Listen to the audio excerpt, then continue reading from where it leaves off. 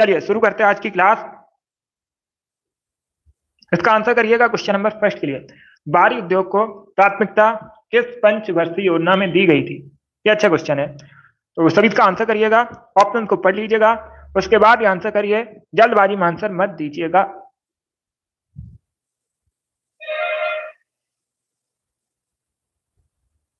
बहुत अच्छे। इसका राइट आंसर ऑप्शन नंबर ए होगा दूसरी। या तो option number A correct answer है। दूसरी पंचवर्षीय योजना जो है 1956 में शुरू हुई थी, 1961 तक चली थी। इसमें भारी उद्योग को प्राथमिकता दी गई थी।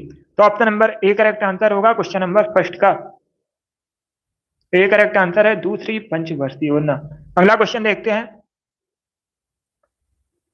इसका आंसर करिएगा क्वेश्चन नंबर 2 के लिए। निम्न में से किस हिमालय चोटी को सागर माथा भी कहते हैं?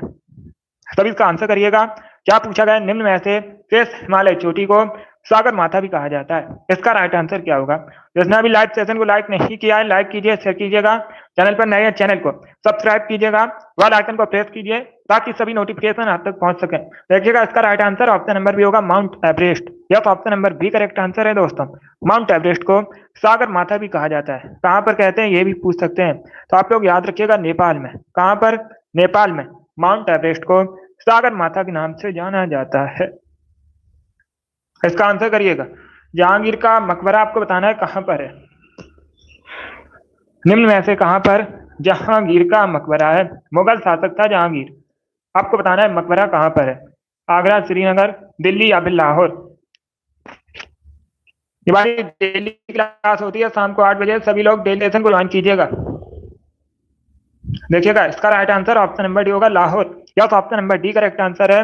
जहांगीर का जो मकबरा है लाहौर में है। लाहौर वर्तमान में कहां पर है? विश्व में। तो आप लोग याद रखिएगा पाकिस्तान में है। कहां पर है वर्तमान में?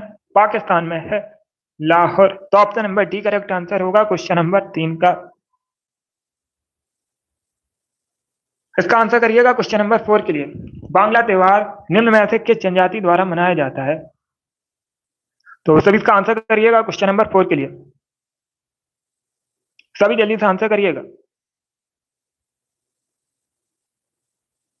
अकबर का पुत्र था जहांगीर, हुमायूं का नहीं था। हुमायूं का अकबर था, अकबर का जहांगीर था। रिंकू, अब इसका आंसर करिएगा क्वेश्चन नंबर 4 के लिए। आपको बताना है जो बांग्ला त्योहार है निम्न में से किस जनजाति द्वारा मनाया जाता है? इसका राइट आंसर क्या होगा? गारो जनजाति, भूटिया जनजाति, थारू जनजाति या फिर भील जनजाति। इस प्रकार से ऑप्शन है। इसका राइट आंसर ऑप्शन नंबर ए होगा गारो जनजाति। ए करेक्ट आंसर होगा, सी करेक्ट आंसर नहीं होगा इसका। Option number A correct answer होगा। आप लोग याद रखिएगा बांग्ला त्योहार जो है मुख्यतः गारो जनजाति द्वारा मनाया जाता है। ए करेक्ट आंसर है, सी करेक्ट आंसर नहीं होगा। इंपॉर्टेंट क्वेश्चन है, सीजीएल की परीक्षा में पूछा जा चुका है। सीजीएल की परीक्षा में पूछा जा चुका है कि बांग्ला त्योहार किस जनजाति द्वारा मनाया जाता है। तो आप लोग याद रखिएगा गारो जनजाति द्वारा मनाया जाता है। Good evening. इसका आंसर करिए क्वेश्चन नंबर 5 के लिए। आपको बताना है विश्व में सबसे अधिक आलू का उत्पादन कहां पर होता है? क्या पूछा गया? विश्व में सबसे अधिक आलू का उत्पादन कहां पर होता है? इसका राइट आंसर क्या होगा? चाइना, भारत, इंग्लैंड या फिर रसिया। अगर पूछा जाए भारत में सबसे अधिक आलू का उत्पादन कहां पर होता है, इंपॉर्टेंट क्वेश्चन है, इसे आप लोग याद रखिएगा। उत्तर प्रदेश में। कहां पर? भारत में सबसे अधिक आलू का उत्पादन होता है उत्तर प्रदेश में। और विश्व में सबसे अधिक आलू का उत्पादन होता है चाइना में। चाइना भारत का पड़ोसी देश है। चाइना क्या है? भारत का पड़ोसी देश है। और राजधानी आपको पता ही होगा, शी जिनपिंग वर्तमान में चाइना के प्रेसिडेंट हैं। बीजिंग राजधानी है। एशिया महाद्वीप के अंतर्गत आता है चाइना। बहुत अच्छे, गुड इवनिंग। तो चाइना करेक्ट आंसर होगा इसका। विश्व में सबसे अधिक आलू का उत्पादन होता है चाइना में। Option number A correct answer है। सभी ने करेक्ट आंसर दिया है, बहुत अच्छे। ए करेक्ट आंसर होगा इसका। चाइना करेक्ट आंसर होगा। चलिए आगे बढ़ते हैं। अब इसका आंसर करिएगा क्वेश्चन नंबर 6 के लिए। बताइए समुद्री समीर बहती है किस समय बहती है? समुद्री समीर दिन के समय, रात के समय, दोनों समय या फिर मौसमी है? ये ज्योग्राफी का क्वेश्चन है। सभी जल्दी से आंसर करिए क्वेश्चन नंबर 6 के लिए। इसका राइट आंसर ऑप्शन नंबर ए होगा दिन के समय। या तो option number A correct answer है। आप लोग याद रखिएगा समुद्री समीर जो है दिन के समय बहती है। तो option number A correct answer है क्वेश्चन नंबर 6 का। इसका आंसर करिएगा क्वेश्चन नंबर 7 के लिए। ये अच्छा क्वेश्चन है, क्वेश्चन को समझिएगा। आपको बताना है कौन से राष्ट्रपति पूर्व में गृह मंत्री थे, केंद्रीय गृह मंत्री थे और आगे चलकर भारत के राष्ट्रपति बने थे। इसका राइट आंसर क्या होगा? निम्न में से कौन से राष्ट्रपति पूर्व में केंद्रीय गृह मंत्री थे, उनका नाम बताइएगा।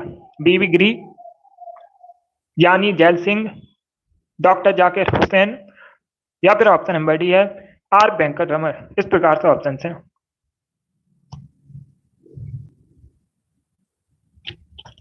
बी करेक्ट आंसर होगा इसका, ज्ञानी जैल सिंह। क्या तो option number B correct answer है, ज्ञानी जैल सिंह। ये केंद्रीय गृह मंत्री भी रहे थे और आगे चलकर भारत के राष्ट्रपति बने थे। तो option number B correct answer है क्वेश्चन नंबर 7 का। क्वेश्चन नंबर 8 के लिए आंसर करिएगा। आधुनिक देवनागरी लिपि का प्राचीनतम रूप क्या है? आधुनिक देवनागरी लिपि का प्राचीनतम रूप आपको बताना है क्या है। इसका right answer option number B होगा, ब्राह्मी। क्या option number B correct answer है। आधुनिक देवनागरी लिपि का प्राचीनतम रूप क्या है? ब्राह्मी। तो option number B correct answer होगा। बाकी आप लोग याद रखिएगा, देवनागरी लिपि में हिंदी भाषा लिखी जाती है। ये पूछा जाता है क्वेश्चन, हिंदी भाषा किस लिपि में लिखी जाती है? देवनागरी लिपि में लिखी जाती है। इसके साथ ही आप लोग याद रखिएगा, मराठी, संस्कृत, नेपाली, ये सभी भाषाएं देवनागरी लिपि में लिखी जाती हैं। और ये पूछे जाते हैं क्वेश्चन, इसलिए इंपॉर्टेंट है। आपसे पूछ सकते हैं परीक्षा में, मराठी भाषा किस लिपि में लिखी जाती है, या फिर संस्कृत भाषा किस लिपि में लिखी जाती है। संस्कृत भाषा को देव भाषा भी कहा जाता है, या फिर नेपाली भाषा किस लिपि में लिखी जाती है। तो आप लोग याद रखिएगा, ये सभी भाषाएं देवनागरी लिपि में लिखी जाती हैं। इसका आंसर करिएगा क्वेश्चन नंबर 9 के लिए। क्रिस्कोग्राफ का आविष्कार किसने किया था? सभी जल्दी से आंसर करिएगा, बताइए क्रिस्कोग्राफ का आविष्कार किसने किया था। अगर पूछ लें क्रिस्कोग्राफ क्या है, इंपॉर्टेंट क्वेश्चन है, पूछ सकते हैं क्रिस्कोग्राफ क्या होता है। तो आप लोग याद रखिएगा, पौधे की वृद्धि मापने का एक यंत्र है क्रिस्कोग्राफ। पौधे की वृद्धि मापी जाती है इसके द्वारा, वृद्धि मापी जाती है पौधे की। और इसका आविष्कार किया था जगदीश चंद्र बसु ने। सी करेक्ट आंसर होगा, यह सी करेक्ट आंसर है। जगदीश चंद्र बसु ने क्रिस्कोग्राफ का आविष्कार किया था। तो option number C correct answer होगा क्वेश्चन नंबर 9 का। अभी नंबर 10 के लिए बताइए, जबलपुर किस नदी के किनारे स्थित है? जबलपुर मध्य प्रदेश, कहां पर है? जबलपुर है मध्य प्रदेश में। अभी आपको बताना है किस नदी के किनारे बसा है, गंगा, यमुना, गोदावरी या फिर नर्मदा। तो इसका right answer option number D होगा, नर्मदा नदी के तट पर बसा है जबलपुर। क्वेश्चन नंबर 10 का option number D correct answer होगा। इसका आंसर करिएगा क्वेश्चन नंबर 11 के लिए। बताइए मैक्सिको की करेंसी क्या है? सभी जल्दी से आंसर करिएगा। क्या पूछा गया? मैक्सिको की करेंसी आपको बतानी है। मैक्सिको राजधानी भी पूछी जाती है, तो आप लोग याद रखिएगा, मैक्सिको की राजधानी मैक्सिको सिटी है। इंपॉर्टेंट क्वेश्चन है, इसे याद रखिएगा। मैक्सिको की राजधानी क्या है? मैक्सिको सिटी है। अगर पूछ लें मैक्सिको किस महाद्वीप के अंतर्गत आता है, इंपॉर्टेंट क्वेश्चन है, नॉर्थ अमेरिका महाद्वीप के अंतर्गत आता है। किस महाद्वीप के अंतर्गत आता है? उत्तरी अमेरिका महाद्वीप के अंतर्गत आता है मैक्सिको। और करेंसी पैसो है। Option number C correct answer होगा। पीसो या पैसो एक ही बात है, मैक्सिको की करेंसी है। डी करेक्ट आंसर नहीं होगा, डॉलर करेक्ट आंसर नहीं होगा इसका। इसका right answer option number C होगा, पैसो करेक्ट आंसर है। यस, इसका आंसर करिएगा क्वेश्चन नंबर 12 के लिए।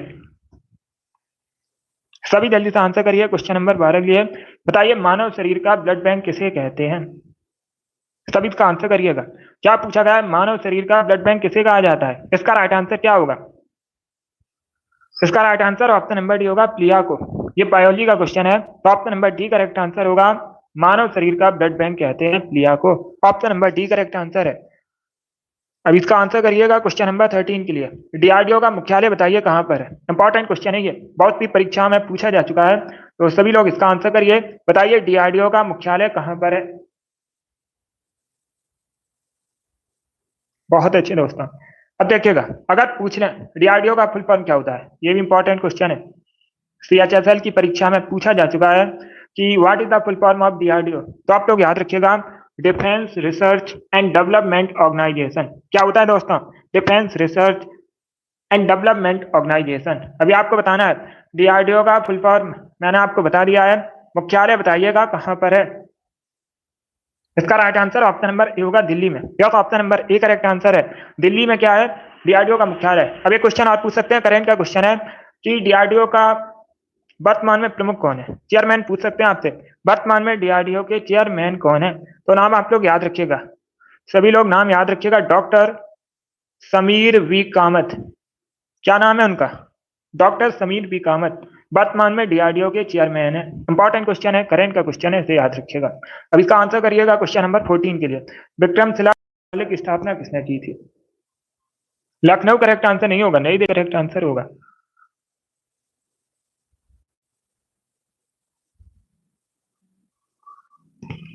जो अमेरिका है, यूएसए, संयुक्त राज्य अमेरिका, पूरा नाम है अमेरिका का। ये उत्तरी अमेरिका महाद्वीप के अंतर्गत आता है। किस महाद्वीप के अंतर्गत आता है? उत्तरी अमेरिका महाद्वीप के अंतर्गत आता है। अब इसका आंसर करिएगा क्वेश्चन नंबर 14 के लिए। इसका right answer option number C होगा, धर्मपाल। सी करेक्ट आंसर होगा। विक्रमशिला विश्वविद्यालय की स्थापना किसने की? धर्मपाल ने। Option number C correct answer होगा। अगर पूछ लें धर्मपाल किस वंश के शासक थे, तो आप लोग याद रखिएगा पाल वंश के शासक थे। किस वंश के शासक थे? पाल वंश के शासक थे।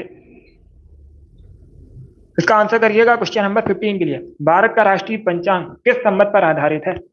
सभी जल्दी से आंसर करिए क्वेश्चन नंबर 15 के लिए। क्या पूछा गया? भारत का जो राष्ट्रीय पंचांग है किस संवत पर आधारित है? विक्रम संवत, कली संवत, शक संवत, या फिर इनमें से कोई नहीं? इसका राइट आंसर क्या होगा? आंसर सभी लोग दीजिए, राइट या रॉन्ग आप लोग आंसर करिएगा। इसका राइट आंसर होगा ऑप्शन नंबर सी, शक संवत पर आधारित है। यस, भारत का जो राष्ट्रीय पंचांग है शक संवत पर आधारित है। सी करेक्ट आंसर होगा। अब इसका आंसर करिएगा क्वेश्चन नंबर 16 के लिए। बताइए रत्नावली पुस्तक किसके द्वारा लिखी गई है? कैसे होगी? सभी जल्दी से आंसर करिए क्वेश्चन नंबर 16 के लिए। क्या पूछा गया? जो रत्नावली पुस्तक है किसके द्वारा लिखी गई है? इसका राइट आंसर ऑप्शन नंबर भी होगा, हर्षवर्धन ने। यस, बी करेक्ट आंसर होगा। हर्षवर्धन वर्धन वंश के शासक थे। इन्होंने अपनी राजधानी थानेसर से कन्नौज स्थानांतरित की थी और इन्होंने रत्नावली नामक पुस्तक भी लिखी है। तो option number B correct answer होगा। अब इसका आंसर करिएगा क्वेश्चन नंबर 17 के लिए। बताइए माणिक और नीलम किसके ऑक्साइड है? सभी जल्दी से आंसर करिए क्वेश्चन नंबर 17 के लिए। क्या पूछा गया? जो माणिक और नीलम है ये किसके ऑक्साइड है? कॉपर, टिन आयरन, या फिर एल्यूमिनियम?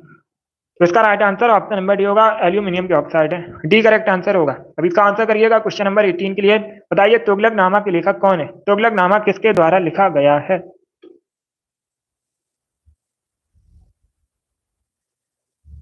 बहुत अच्छे योगेश, तैयारी कैसी चल रही है? सभी जल्दी से आंसर करिए क्वेश्चन नंबर 18 के लिए। आपको बताना है तुगलकनामा के लेखक कौन है। इसका राइट आंसर ऑप्शन नंबर भी होगा, Amir Khusro. Yes, B correct answer होगा। आप लोग याद रखिएगा, बी करेक्ट आंसर होगा। तुगलकनामा को अमीर खुसरो ने लिखा है, तो option number B correct answer होगा। अकबरनामा के लेखक अबुल फजल है। ये आपसे नहीं पूछा गया है अकबरनामा किसके द्वारा लिखा गया है, ये नहीं पूछा गया है। क्या पूछा गया? तुगलकनामा के लेखक पूछे गए हैं, तो option number B correct answer होगा।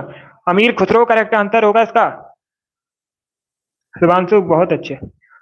तो जिसने भी क्वेश्चन नंबर 18 का ऑप्शन नंबर बी दिया उनका सही उत्तर है। बी करेक्ट आंसर होगा इसका।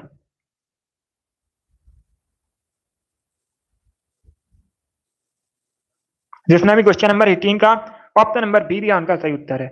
अब इसका आंसर करिएगा क्वेश्चन नंबर 19 के लिए। सभी जल्दी से आंसर करिए क्वेश्चन नंबर 19 के लिए। बताइए निम्न में से कौन भारत में पहली लोकसभा के उपसभापति थे?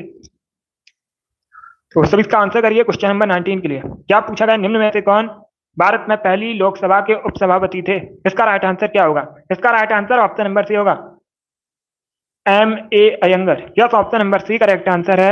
आप लोग याद रखिएगा, एम ए अयंगर ये भारत में पहली लोकसभा के उपसभापति थे। तो option number C correct answer होगा इसका। अब इसका आंसर करिएगा क्वेश्चन नंबर 20 के लिए। बताइए मनु भाकर किस खेल से संबंधित है?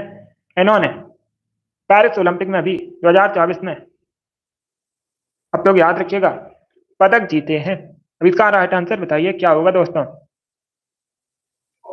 किस खेल से संबंधित है मनु भाकर? सभी जल्दी से आंसर करिए, ऑप्शन को पढ़ लीजिएगा, तीरंदाजी, निशानेबाजी, क्रिकेट, या फिर बैडमिंटन।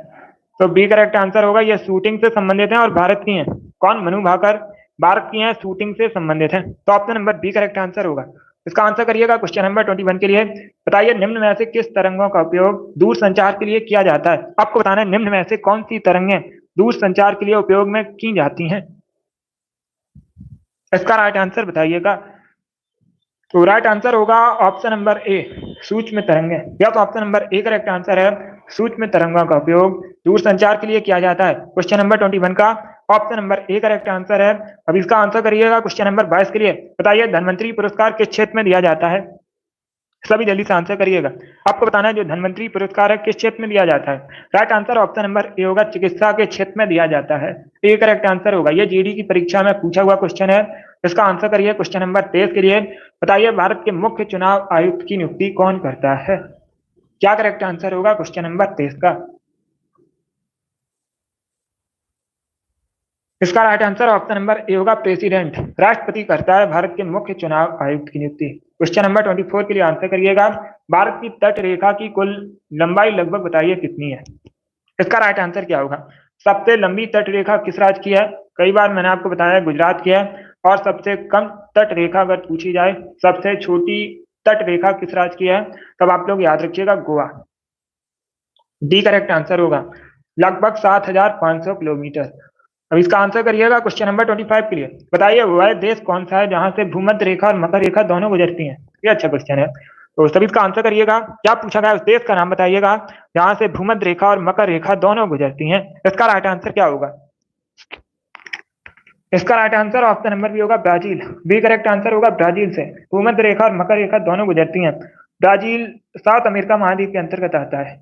सबसे बड़ा देश है जनसंख्या की दृष्टि से एंड क्षेत्रफल की दृष्टि से, सबसे बड़ा देश है साउथ अमेरिका महाद्वीप का ब्राजील। इसका आंसर करिएगा क्वेश्चन नंबर 26 के लिए। बताइए जिंक सल्फेट का प्रयोग आमतौर पर किया जाता है, किसके लिए किया जाता है। कवकनाशी के रूप में। तो option number A correct answer होगा, कवकनाशी के रूप में जिंक सल्फेट का प्रयोग किया जाता है। 27 के लिए आंसर करिएगा। अहमदाबाद की स्थापना बताइए किसने की थी। अहमदाबाद कहाँ पर है, गुजरात का शहर है, गुजरात में है अहमदाबाद। भारत का मैनचेस्टर कहते हैं अहमदाबाद को। विश्व धरोहर यूनेस्को की जो विश्व धरोहर की सूची है उसमें शामिल होने वाला भारत का पहला शहर है अहमदाबाद। इंपॉर्टेंट क्वेश्चन है, पूछ सकते हैं परीक्षा में। तो भारत का पहला शहर है अहमदाबाद। अहमदाबाद की स्थापना किसने की थी, अहमद शाह प्रथम ने। Option number A correct answer होगा इसका, अहमद शाह प्रथम करेक्ट आंसर है। इसका आंसर करिए क्वेश्चन नंबर 28 के लिए। काली मंतार किस द्वीप का हिस्सा है, किस द्वीप का अंग है। तो सभी इसका आंसर करिए क्वेश्चन नंबर 28 के लिए। Good evening Mahi. इसका right answer option number B होगा, बोर्नियो। बी करेक्ट आंसर होगा, बोर्नियो द्वीप का अंग है Kalimantan. Option number B correct answer होगा। बाकी अगर पूछा जाए एशिया महाद्वीप का सबसे बड़ा द्वीप कौन सा, इंपॉर्टेंट है, पूछ सकते हैं परीक्षा में। एशिया महाद्वीप का सबसे बड़ा आपको द्वीप पूछा सकता है, तो आप लोग याद रखिएगा बोर्नियो एशिया महाद्वीप का सबसे बड़ा द्वीप है। चलिए आगे बढ़ते हैं। इसका आंसर करिएगा क्वेश्चन नंबर 29 के लिए। जय जवान जय किसान का नारा किसने दिया था। सभी जल्दी से आंसर करिएगा। क्या पूछा गया, जय जवान जय किसान का नारा किसने दिया था। तो इसका राइट आंसर होगा ऑप्शन नंबर सी, लाल बहादुर शास्त्री। भारत के दूसरे प्रधानमंत्री थे, ये सेकंड प्राइम मिनिस्टर थे भारत के। कौन, लाल बहादुर शास्त्री। इन्होंने जय जवान जय किसान का नारा दिया था।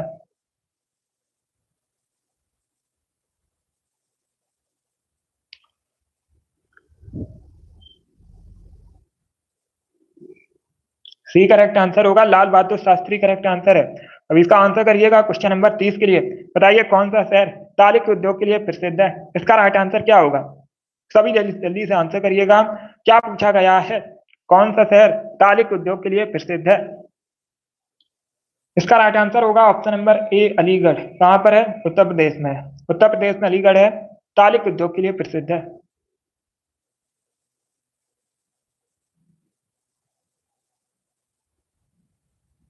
अब इसका आंसर करिएगा क्वेश्चन नंबर 31 के लिए।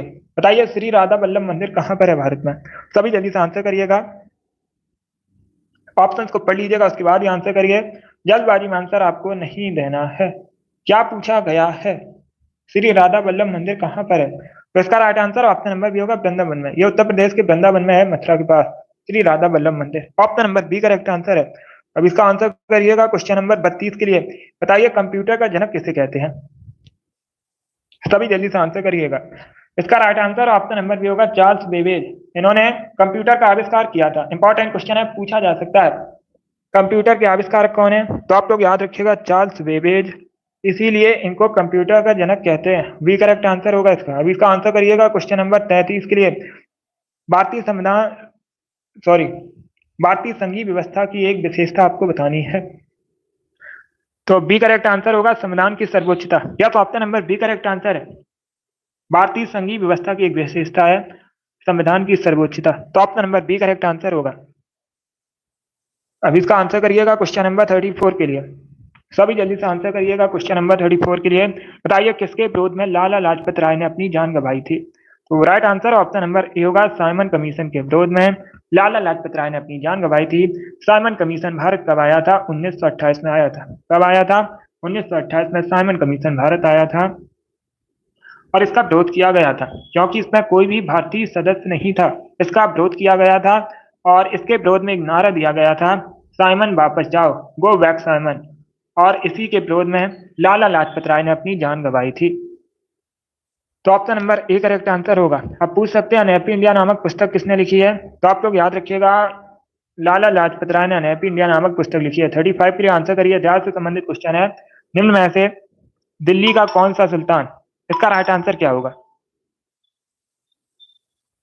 निम्न में से दिल्ली का कौन सा सुल्तान पोलो खेलते समय उसकी मृत्यु हुई थी, इसका राइट आंसर क्या होगा?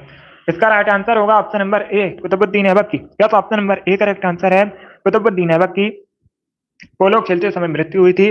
Option number A correct answer होगा। अभी इसका आंसर करिए क्वेश्चन नंबर 36 के लिए। सभी जल्दी से आंसर करिए क्वेश्चन नंबर 36 के लिए। बताइए इसका राइट आंसर क्या होगा? 1857 के विद्रोह के तुरंत बाद इसे राष्ट्रीय विद्रोह की संज्ञा किसने दी थी? उसका नाम बताइएगा। किसने 1857 के विद्रोह के बाद इसे एक राष्ट्रीय विद्रोह की संज्ञा दी थी? इसका राइट आंसर क्या होगा? इसका राइट आंसर होगा ऑप्शन नंबर ए, बेंजामिन डिजाइली। या तो option number A correct answer है, आप लोग याद रखिएगा, ए करेक्ट आंसर होगा।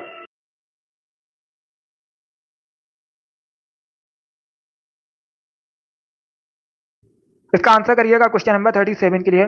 गुर्दे की पथरी, किडनी स्टोन मुख्य रूप से किससे बना होता है? सभी जल्दी से आंसर करिए। क्या पूछा गया? जो किडनी स्टोन है मुख्य रूप से किससे बना होता है? इसका right answer option number C होगा, कैल्शियम ऑक्जुलेट से। या सही करेक्ट आंसर होगा। ये टमाटर में पाया जाता है, जो कैल्शियम ऑक्जुलेट है टमाटर में पाया जाता है। Option number C correct answer होगा। किडनी स्टोन मुख्य रूप से इसी से बना होता है।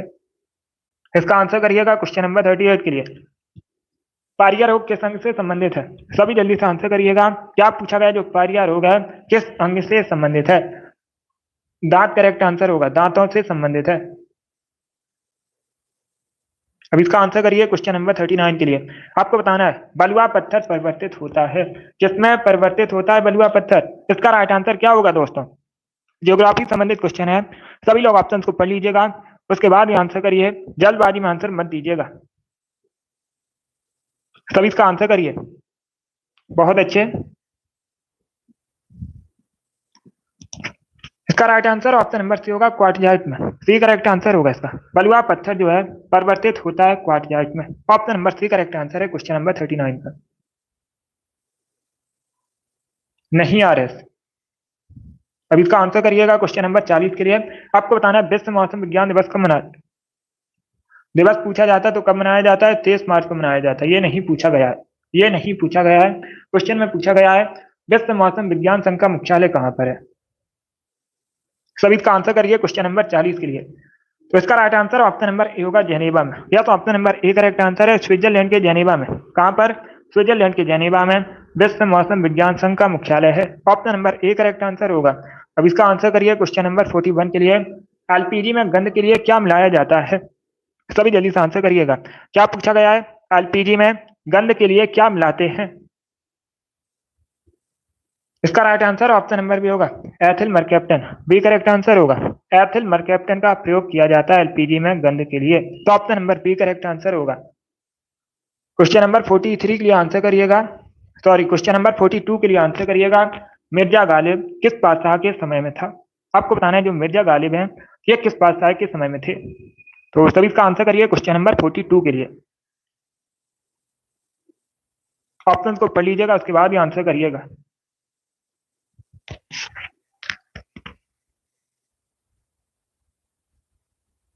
सी करेक्ट आंसर होगा, बहादुर शाह द्वितीय। क्या तो option number C correct answer है। बहादुर शाह जफर के नाम से भी जाना जाता है इनको। सी करेक्ट आंसर होगा। बहादुर शाह द्वितीय के शासन काल में थे, समय में थे मिर्जा गालिब। तो option number C correct answer होगा। सी करेक्ट आंसर होगा। अकबर करेक्ट आंसर नहीं होगा इसका। इसका right answer option number C होगा, बहादुर शाह द्वितीय करेक्ट आंसर होगा। क्वेश्चन नंबर 43 के लिए आंसर करिएगा। मानसून किस भाषा का शब्द है? सभी जल्दी से आंसर करिए। इसका राइट आंसर बताइएगा। मानसून किस भाषा का शब्द है? स्पेनिश, अरबी, जापानी या फिर चाइनीज? तो इसका right answer option number B होगा अरबी भाषा का। Yes, option number B correct answer है। मानसून एक अरबी भाषा का शब्द है। Option number B correct answer होगा। अब इसका आंसर करिएगा क्वेश्चन नंबर 44 के लिए। बताइए शरावती जल विद्युत परियोजना किस राज्य में? आपसे राज्य पूछा गया, स्टेट पूछा गया है। अगर पूछ लेते किस नदी पर है तो शरावती नदी पर होगी। जब शरावती जल विद्युत परियोजना है तो ये शरावती रिवर पर होगी। अभी क्या पूछा गया है? इसमें पूछा गया है किस राज्य में, आपसे स्टेट पूछा गया है। इसका right answer option number C होगा कर्नाटका में। सी करेक्ट आंसर होगा। सी करेक्ट आंसर इसका कर्नाटका करेक्ट आंसर होगा। अब इसका आंसर करिएगा क्वेश्चन नंबर 45। बताइए मधुमलाई राष्ट्रीय उद्यान कहाँ पर है? इसका राइट आंसर बताइएगा। जो मधुमलाई राष्ट्रीय उद्यान है ये कहाँ पर है? इसका राइट आंसर होगा ऑप्शन नंबर बी तमिलनाडु में। भारत का राज्य है तमिलनाडु। तमिलनाडु में मधुमलाई राष्ट्रीय उद्यान है। तो option number B correct answer होगा। अब इसका आंसर करिएगा क्वेश्चन नंबर 46 के लिए। बताइए नाइट्रिक एसिड किस पर बेअसर होता है? सभी इसका आंसर करिए। ऑप्शंस को पढ़ लीजिएगा, उसके बाद ही आंसर करिएगा।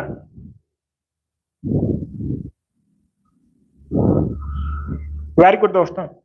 अगर पूछा जाए नाइट्रिक एसिड का केमिकल फॉर्मूला क्या होता है, इंपॉर्टेंट है, पूछ सकते हैं, क्योंकि ग्रुप डी की परीक्षा में पूछा गया था आरआरबी के। तो आप लोग याद रखिएगा HNO3 क्या होता है? HNO3 नाइट्रिक एसिड का केमिकल फॉर्मूला होता है और ये सोने गोल्ड पर बेअसर होता है। तो option number B correct answer होगा। इसका क्या करेक्ट आंसर होगा? बी करेक्ट आंसर होगा। गोल्ड पर होता है बेअसर। सोना एक धातु है, कई बार मैंने आपको बताया भी है।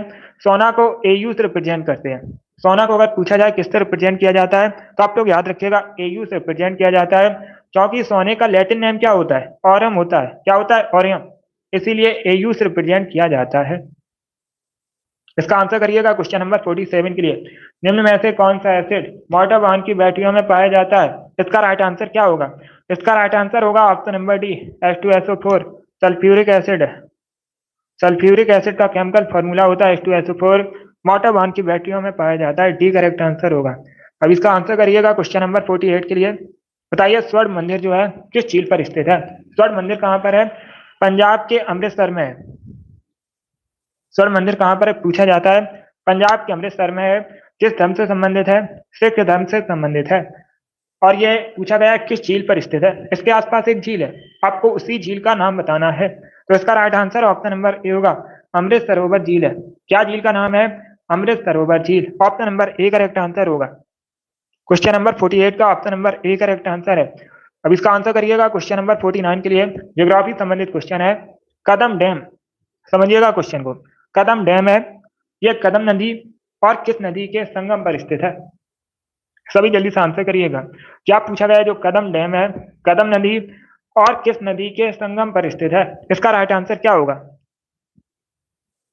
आंसर सभी लोग दीजिए, राइट या रॉन्ग आप लोग आंसर करिएगा। अगर क्वेश्चन गलत होता है तो उसे तुरंत नोट डाउन कीजिएगा। इसका right answer option number B होगा, गोदावरी। बी करेक्ट आंसर होगा इसका। या तो ऑप्शन नंबर 20 का राइट आंसर है। कदम डैम जो है कदम नदी और गोदावरी नदी के तट पर स्थित है। तो option number B correct answer होगा इसका। क्या करेक्ट आंसर होगा? बी करेक्ट आंसर होगा, गोदावरी। इसका आंसर करिएगा क्वेश्चन नंबर 50 के लिए।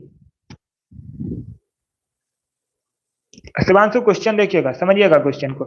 एक कदम डैम है, बांध का नाम क्या है? कदम। पूछा गया है किस नदी के संगम पर स्थित है? दो नदियों के संगम पर स्थित है। एक नदी है कदम और दूसरी नदी है गोदावरी। ये दो नदियां हैं, दो नदियां हैं, इन्हीं के संगम पर स्थित है। तो बी करेक्ट आंसर होगा। इसका आंसर करिएगा क्वेश्चन नंबर 50 के लिए। सभी जल्दी से आंसर करिए क्वेश्चन नंबर 50 के लिए। आपको बताना है प्रसिद्ध नारा तुम मुझे खून दो मैं तुम्हें आजादी दूंगा, ये किसने दिया था? राइट आंसर ऑप्शन नंबर ए होगा, सुभाष चंद्र बोस। इसके साथ ही आप लोग याद रखिएगा एक क्वेश्चन और पूछा जाता है, दिल्ली चलो का नारा किसने दिया था? प्रसिद्ध नारा है। दिल्ली चलो का नारा भी सुभाष चंद्र बोस ने दिया था। कब दिया था? 1943 में। कहां पर दिया था? सिंगापुर में। इंपॉर्टेंट क्वेश्चन है, पूछे जाते हैं। इसका आंसर करिए क्वेश्चन नंबर 51 के लिए। सभी जल्दी से आंसर करिएगा। रैपिड एक्शन फोर्स की स्थापना कब हुई थी? अगर पूछा जाए रैपिड एक्शन फोर्स का मुख्यालय कहां पर है, याद रखिए नई दिल्ली में। मुख्यालय कहां पर है? हेडक्वार्टर कहां पर है? नई दिल्ली में है। स्थापना हुई थी 1991 में। Option number B correct answer होगा इसका। क्वेश्चन नंबर 52 के लिए आंसर करिएगा। किस बौद्ध संत के प्रभाव में अशोक ने बौद्ध धर्म को ग्रहण किया था? आपको बताना है किस बौद्ध संत के प्रभाव में अशोक ने बौद्ध धर्म को ग्रहण किया था? इसका राइट आंसर क्या होगा दोस्तों? ये मौर्य वंश से संबंधित है अशोक। तो सभी इसका आंसर करिए क्वेश्चन नंबर 52 के लिए। Right answer option number B होगा, उपगुप्त के प्रभाव में। जब option number B correct answer होगा, उपगुप्त बौद्ध संत थे, इन्हीं के प्रभाव में अशोक ने बौद्ध धर्म को ग्रहण किया था। Option number B correct answer होगा। 53 के लिए आंसर करिएगा, निम्न में से कौन सा पदार्थ पानी में जलता है? Right answer option number B होगा, सोडियम। Na से रिप्रेजेंट किया जाता है। सोडियम एक धातु है, ये पानी में जलता है, इसे कैरोसिन में रखते हैं, इसीलिए बी करेक्ट आंसर होगा। अब इसका आंसर करिएगा क्वेश्चन नंबर 54 के लिए। आपको बताना है द्रव सोना किसे कहते हैं। सभी जल्दी से आंसर करिएगा। क्या पूछा गया, द्रव सोना किसे कहा जाता है? तो इसका राइट आंसर ऑप्शन नंबर ए होगा, पेट्रोलियम को। Yes, option number A correct answer है, पेट्रोलियम को कहते हैं द्रव सोना। ए करेक्ट आंसर होगा। और बाकी अगर हम ऑप्शन नंबर बी की बात करें, देखिएगा, प्लेटिनम को व्हाइट गोल्ड कहते हैं। अगर पूछा जाए प्लेटिनम को क्या कहते हैं, तो सभी लोग याद रखिएगा, व्हाइट गोल्ड प्लेटिनम को कहा जाता है, और द्रव सोना कहते हैं पेट्रोलियम को। इसका आंसर करिएगा क्वेश्चन नंबर 55 के लिए। आज का लास्ट क्वेश्चन है। आपको बताना है जो ग्रैमी अवार्ड है ये किस क्षेत्र में दिया जाता है? सभी जल्दी से आंसर करिएगा। क्या पूछा गया, जो ग्रैमी अवार्ड है किस क्षेत्र में प्रदान किया जाता है? तो सी करेक्ट आंसर होगा, संगीत के क्षेत्र में, म्यूजिक के क्षेत्र में प्रदान किया जाता है। Option number C correct answer होगा क्वेश्चन नंबर 56 का। सी करेक्ट आंसर होगा, म्यूजिक करेक्ट आंसर होगा इसका। चलिए दोस्तों, आज की क्लास में हमने जीके के 55 इंपॉर्टेंट क्वेश्चन डिस्कस किए विद एक्स्ट्रा फैक्ट।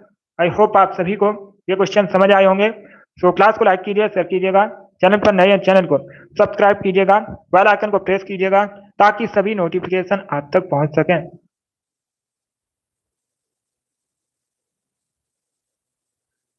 ये वाली डेली क्लास होती है शाम को 8 बजे। सभी डेली सेशन को ज्वाइन कीजिएगा। अब देखिएगा, अगली क्लास होगी कल सुबह 10 बजे। टाइम को याद रखिए, सेशन को ज्वाइन कीजिए। चलिए, इसी के साथ मैं आपको मिलूंगा अगली क्लास में। Thank you guys, thank you for watching.